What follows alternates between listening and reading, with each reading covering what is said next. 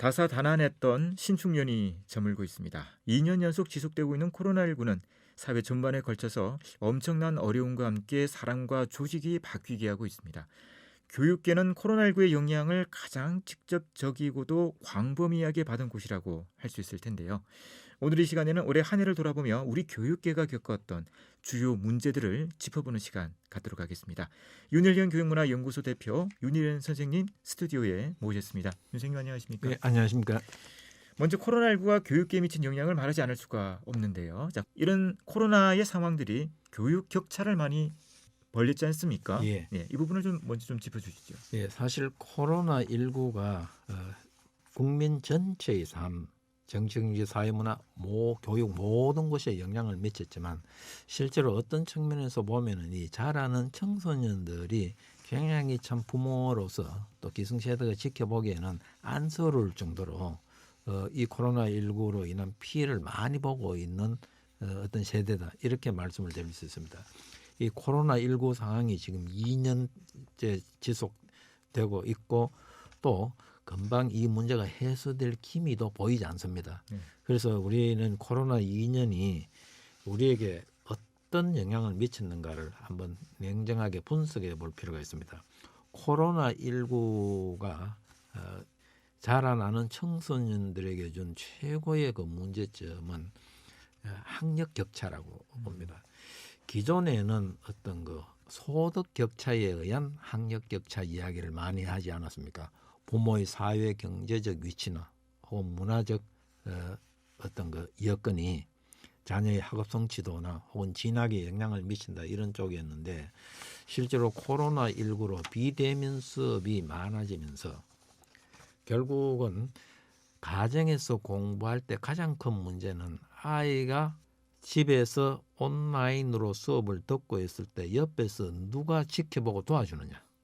옆에서 지켜보고 도와줄 수 있는 학생이면은 비교적 어렵지만 그런 대로 따라갈 수 있고 맞벌이라거나 혹은 저소득층의 그 가정에 부모의 어떤 그 일종의 감시 감독이죠. 감시 감독이 없는 집의 자녀들은 굉장히 학업을 거의 포기하는 경우에 이르고 있다.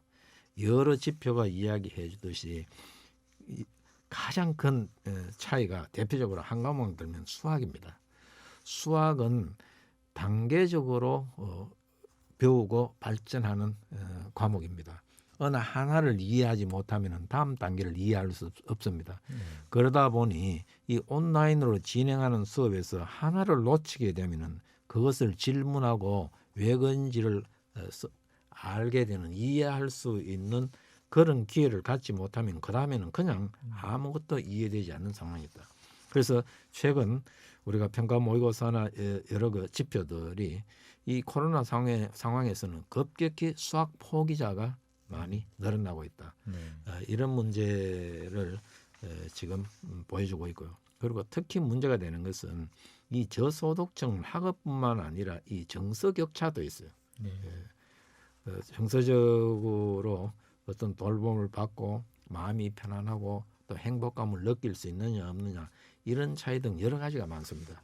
그래서 코로나 격차로 방금 수학 포기 학생을 이야기했는데 수학 포기뿐만 아니라 한 단계 더 나아가면은 학교도 싫다는 학생이 있습니다. 그래서 제가 일전에 우리가 이 시간에 말씀을 드린 적이 있습니다만은 학생이 찾아왔어요. 학교를 그만두겠대요. 그래서 이야기 중에 자네가 제일 좋아하는 게 뭐냐 이렇게 이야기를 하니 누워서 핸드폰 보는 거예요. 아주 서슴없이 이야기를 해요. 그리고 학교를 왜 그만두고 싶나 이러니까 그냥 한마디로 귀찮아서 싫대요.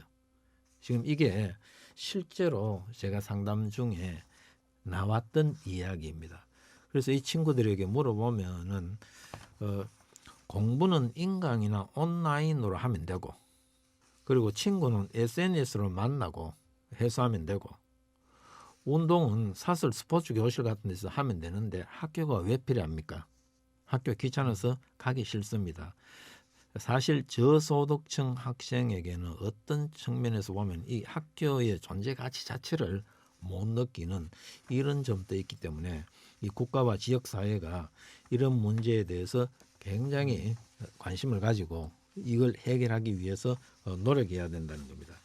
그래서 취약계층에 대해서는 어떤 직접 방문해서 도와줄 수 있는 이런 시스템도 만들어야 됩니다. 네. 그렇지 않으면 빈곤의 악순환처럼 이건 계층 이동을 할 수 있는 기회 자체가 이 원천 봉쇄됨으로써 이런 현상이 지속되고 네. 실제로 반복되다 보면 사회 자체가 활력이 떨어집니다. 우리 사회가 해방 이후에 그래도 사회적 활력이 유지되는 것은 교육을 통해서 계층 이동을 할 수 있다는 그 믿음이 부모나 학생이나 이 사회 전반에 굉장히 그 사회를 활기차게 하는 그런 역할을 했습니다. 계층 이동에 대한 믿음과 확신이. 네. 이 코로나19는 이제는 계층에서 용이 나는 그 자체를 원천 봉쇄하는 아예 그 꿈 자체를 접어버리게 하는 그런 경향이 있다. 그래서 이 문제에 대해서 지금은 특히 중앙정부뿐만 아니라 지방자치 단체나 이 교육기관, 언론 등이 힘을 합쳐서 대책을 마련해야 할 때라고 봅니다. 네. 코로나19가 학력 격차를 이제 더욱 심화시켰기 때문에 교육 분야에 있어서 취약계층에 대한 관심이나 배려가 더욱 필요하다는 말씀이셨는데요. 자, 올해 수도권 주요 대학의 상황을 보면 수시를 줄이고 정시 정원을 늘렸습니다. 이 수시의 공정성에 대한 논란을 해결하기 위해서인데요. 입시의 투명성 또 공정성을 위해 수능 시험으로 뽑는 인원을 늘릴 수밖에 없다고 하는데 이것이 정말 바람직한 것인지 뭐 잘 모르겠거든요. 자, 수시 중에서도 학생부 종합 전형에 대해 말씀을 해주시고 어떤 전형이 바람직할지 이 부분을 좀 논의를 해봤으면 좋겠습니다.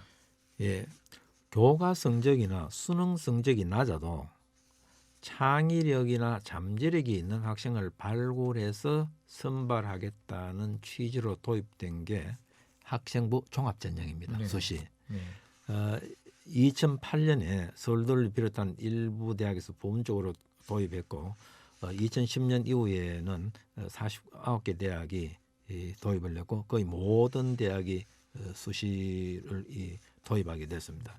사실 우리 사회에서 지금 문제가 되었던 이 수시 제도는 학생부 종합 전형 중에서도 학생부 말고 비교과 학생부 종합 전형인데 학종이라고 하는데요. 원래 이게 미국에서는 입학사정관 제도죠. 입학사정관이 학생의 잠재력, 창의력, 특기, 소질, 주된 관심사 등을 두루 평가해서 신입생을 뽑는 제도인데요.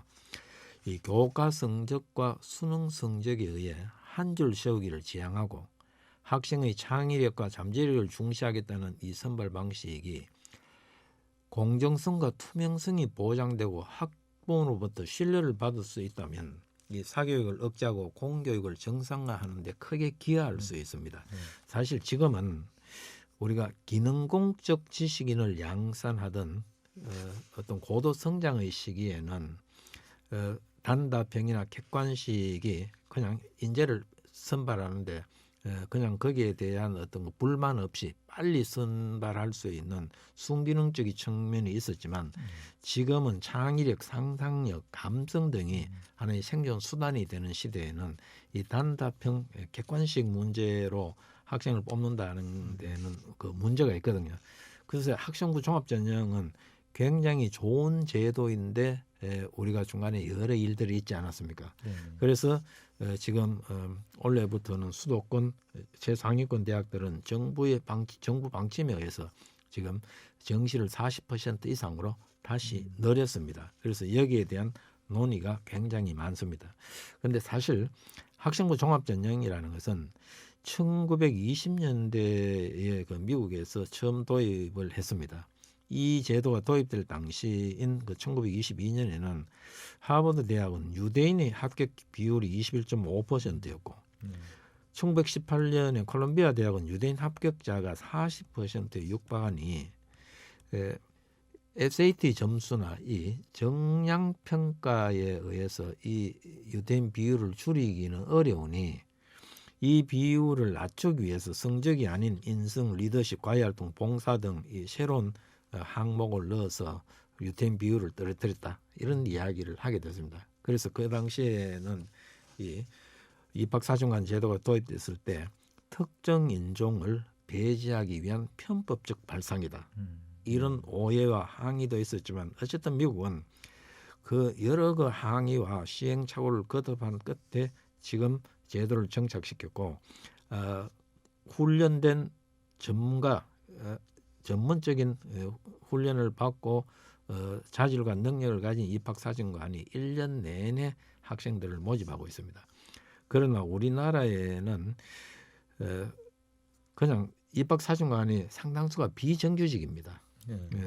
또 인원도 절대 부족한데 이런 분들이 그 짧은 전형 기간에 수백 수천 명의 학생 그 서류를 심사해서 창의력과 잠재력을 가진 학생을 뽑는다는 것은 어떤 측면에서 보면 거의 불가능합니다. 그러다 보니 성적 비중은 줄이고 비교과 영역을 중시하라는 원칙에 위배되지 않으면서 단기간에 학생을 변별하기 위해서는 수상 경력이나 외국어 인정이나 혹은 대외 활동 등의 이런 기록들에 의존하지 않을 수 없었습니다. 그러다 보니 우리 사회가 논술 광풍 때와 마찬가지로 이런 걸 충족시킬 수 있는 신종 고급 과외 시장이 형성됐습니다. 그 부작용은 이미 우리가 최근에 많이 드러났기 때문에 지금 개선책도 나오고 있는데요. 어쨌든 대부분의 학부모님들은 입학사정관제가 아무리 좋다고 할지라도 공정성에서 신뢰할 수 없다면은 부족하더라도 수능으로 뽑는 게 좋겠다. 이게 그 학부모님들의 그 생각입니다. 그래서 그러면 지금 어떻게 해야 할 것인가? 이 문제를 우리가 굉장히 진지하게 생각을 해봐야 되는데 입학 학생부 종합전형이 문제가 있다고 해서 그러면 다시 단답형과 객관식으로 돌아가자. 그것도 참 좀 문제가 있거든요. 그래서 꾸준히 보완을 하되 현재로서는 그냥 수시와 정시를 뭐 50대 50 반반으로 하거나 두 제도를 같이 병행하면서 국민의 신뢰를 얻는 전형 방법을 찾아내는 게 바람직하지 않는가. 또 다른 한편으로 보면은 지금 우리 사회는 어떤 걸 도입을 하더라도 해결이 될 수가 없습니다. 그 이유는 대학 입학이 하나의 그 예비 취업 시험이라고 생각을 하거든요. 명문대에 진학하면은 취업에 유리한 지점을 차지한다고 생각하니까 결국은 사생결단의 경쟁을 하게 되는 겁니다. 사실은 이런 문제를 해결하기 위해서는 우리 사회가 아주 뿌리 깊은 고질인 학벌 사회를 청산하면 좋고 또 국민 누구나 대학을 나오지 않아도 자기 적성에 맞는 일자리를 구할 수 있고 자녀를 양육하고 집을 사고 이런데 문제가 없다면 대학 갈 사람도 그렇게 많지가 않습니다. 이런 것들이 선행되지 않는 한은 사실 이 대학 입시를 둔 경쟁은 여전히 치열할 걸로 예상하기 때문에 이 부분은 국가적 차원에서 어떤 그 정권이나 이런 문제가 정권 차원의 문제가 아니고 국가 백년 대계를 위해서 머리를 맞대고 방법을 찾아야 한다고 생각합니다. 올해 수능이 불수능이었다는 논란이 그치지 않고 있는데요. 자, 생물2는 문제가 잘못돼서 모두 맞게 해줘야 하는 불상사가 있기도 했습니다. 자, 불수능 이 난이도 논란 어떻게 바라보면 좋을까요? 예, 사실 국어와 현행 수능에서 국어, 수학, 탐구 두 과목은 상대평가입니다.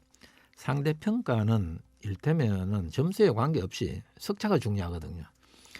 예를 들면은 영어가 90점 이상이면 1등급이고 80점 이상이면 2등급 영어가 아니고 상대평가에서 수학을 예를 들면은 원점수 100점 만점에 60점이 1등급이 될 수 있습니다. 그 아무 상관이 없거든요. 그러나 상대평가에서는 영어 영어는 90점 넘으면 1등급, 80점 넘으면 2등급인데 문제가 어려워지면 어떻게 되겠습니까? 90점 이상이 적어지니까 1등급이 줄어들겠죠.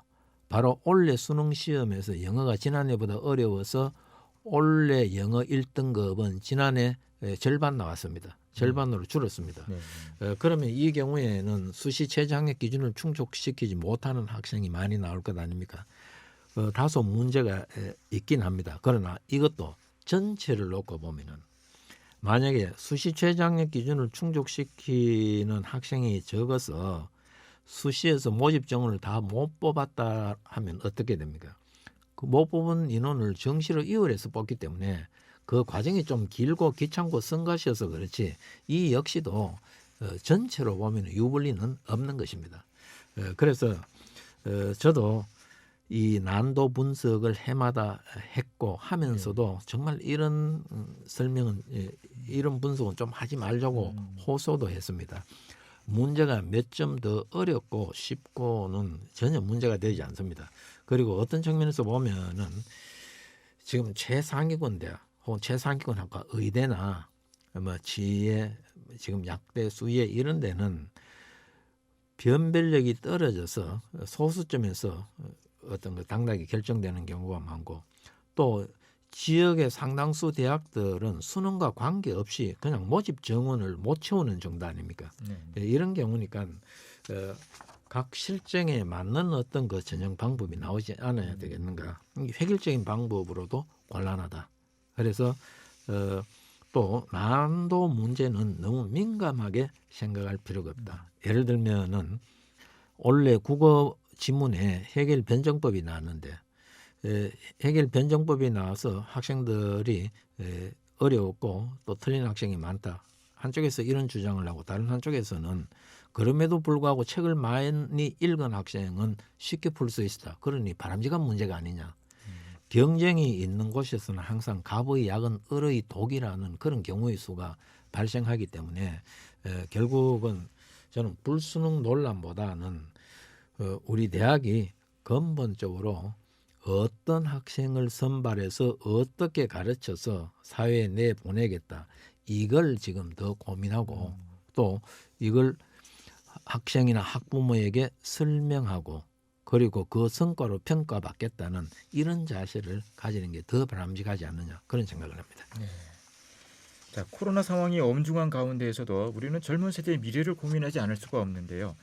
싫든 좋든 4차 산업혁명의 시대로 가고 있습니다. 자, 4차 산업혁명 시대의 자녀들을 어떻게 교육시키는 것이 좋겠습니까? 예, 노동의 종말을 쓴 제레미 리프킨은 우리의 모든 교육 방식은 1차 산업혁명에 있었던 19세기 방식과 똑같다라고 이야기를 하며 노동자가 거의 없는 세계로 향하고 있고 지금은 인간은 더욱 창의적인 일을 위해 진보해야 한다라고 그는 말합니다.